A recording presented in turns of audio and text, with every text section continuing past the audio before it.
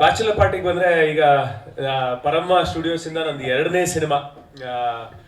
ಮೊದಲನೇ ಸಿನಿಮಾ ನಾವು ಅನ್ಕೊಂಡಷ್ಟು ಮಟ್ಟಕ್ಕೆ ಅದು ಬೆಳಿಲಿಲ್ಲ, ಬಟ್ ಯಾವಾಗ OTT ರಿಲೀಸ್ ಆಯ್ತು, ಕತೆ ಒಂದು ಶುರುವಾಗಿದೆ, ಅದು ಸಾಕಷ್ಟು ಜನ ಇಷ್ಟಪಟ್ರು. ಇವಾಗ 2ನೇ ಚಿತ್ರ bachelor party. So thanks to Rakshit ನನ್ಗೆ ಈ ಆಪರ್ಚುನಿಟಿ ಕೊಟ್ಟಿದ್ದಕ್ಕೆ.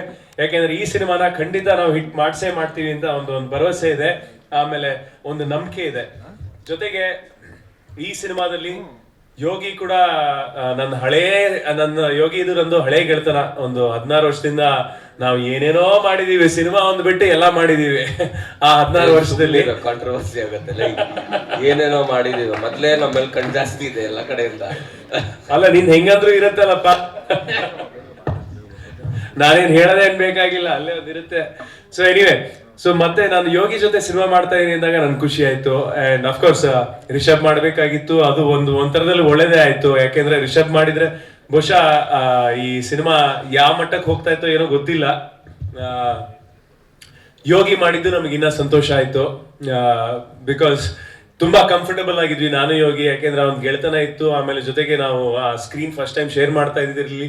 ಜೊತೆಗೆ ನಾವು ಡೈಲಾಗ್ ಕೂಡ ಅಷ್ಟೇ, ಯೋಗಿ ನೀನ್ ಈ ಡೈಲಾಗ್ ನೀನೇ ಹೇಳೋ, ಪರವಾಗಿಲ್ಲ ಇದು ನಾನ್ ಬೇಡ ನೀನೇ ಹೇಳು ಅಂತ, ಆ ತರ ಒಂದು ಆ ಫ್ರೆಂಡ್ಶಿಪ್ ಇತ್ತು. ಸೊ ಹಾಗಾಗಿ ತುಂಬಾ ಸಲೀಸಾಗಿ ಈ ಸಿನಿಮಾನ ನಾವು ಮುಗಿಸ್ಕೊಟ್ಟಿದ್ವಿ. ಇನ್ನು ಅಭಿಜಿತ್ ಕೇಳ್ಬೇಕು ನಾವೇನ್ ಚೆನ್ನಾಗಿ ಮಾಡಿದೀವೋ ಇಲ್ಲ ಅಂತ.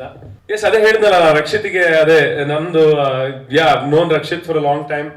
ಸೊ ನನ್ ಮೇಲೆ ಪರಮ ಸ್ಟುಡಿಯೋಸ್ ಇಂದ ಸಾಕಷ್ಟು, ಅಂದ್ರೆ ಯಾವ್ದೇ ಕತೆ ಬಂದ್ರು ಒಂದ್ಸತಿ ದಿಗಂತನ್ ಹಾಕೊಂಡ್ ಮಾಡೋಣ ಅನ್ನೋ ಒಂದು ಯೋಚನೆ ಅವರಲ್ಲಿದೆ. ಅದಕ್ಕೆ ನಾನು ತುಂಬಾ ಥ್ಯಾಂಕ್ಸ್. ಸಾಕಷ್ಟು ಸಿನಿಮಾ ಒಳ್ಳೊಳ್ಳೆ ಕತೆ ಬಂದಾಗ ಅವರು ನನ್ನ ಬಗ್ಗೆ ಯೋಚನೆ ಮಾಡಿದ್ದಾರೆ, ದಿಗಂತನ್ ಹಾಕೊಳ್ಳೋಣ ಅಂತ.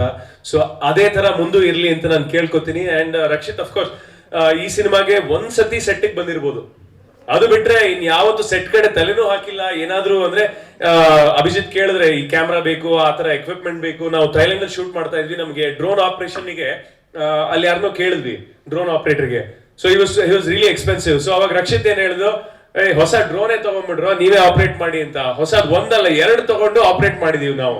ಸೊ ಆ ತರ ಚೆನ್ನಾಗಿ ದುಡ್ಡು ಮಾಡ್ತಾ ಇದ್ದಲ್ಲ, ಖರ್ಚು ಮಾಡ್ಲಿಕ್ಕೆ ಅಂತ ಇದ್ದಾಗ ಖರ್ಚು ಮಾಡ್ಬೇಕು ಅಂತ. ಅದೇ, ಬಟ್ ಆ ತರ ಪ್ರೊಡ್ಯೂಸರ್ ಎಲ್ಲರಿಗೂ ಸಿಗಲ್ಲ ನಿಜವಾಗ್ಲು. ಅಂದ್ರೆ ಹೊಸ ಡ್ರೋನೇ ತಗೊಂಡ್ಬಂದು ಆರ್ಸರು ಅಂತ ಹೇಳಿದ್ರು. ಮೂವಿ ಅನ್ಕೊಂಬಿಡಿ, ಪಾರ್ಟಿ ಅನ್ಕೊಂಡು ಬನ್ನಿ. Let the party begin on Jan 26. Thank you.